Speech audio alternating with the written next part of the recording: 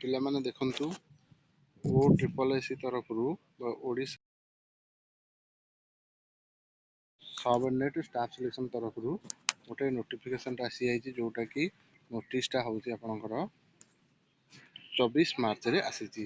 ଏଟା ରିଗାର୍डिଂ କୋଉଟା ନା ଯୋଉମାନେ ପକେଇଥିଲେ ସବୁ RI ARI ICDS supervisor village agriculture worker junior assistant revenue inspector ଅମିନ ଷ୍ଟାଟିଷ୍ଟିକାଲ ଫିଲ୍ଡ ସୁପରଭାଇଜର ଏସବୁ ପୋଷ୍ଟ ପକେଇଥିଲେ।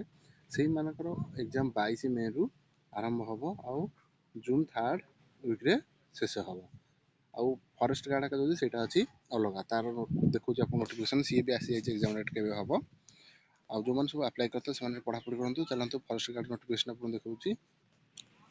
ସେଇଠି ଦେଖନ୍ତୁ ଏଇଟା ହେଉଛି ଫରେଷ୍ଟ ଗାର୍ଡ଼ ଏକା ପାଇଁ ଯେଉଁଟା ଅଛି। ଏଠି ଦେଖନ୍ତୁ written test forest guard excise constable ତାର ଏଇଟା ଆପଣଙ୍କର ଏକ୍ଜାମ ହେବ 16 ଏପ୍ରିଲ ଠାରୁ ଆରମ୍ଭ ହୋଇଯିବ।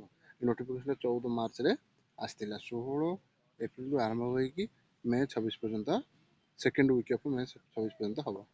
ଯଦି ପଢ଼ାପଢ଼ି କରିଥାନ୍ତୁ।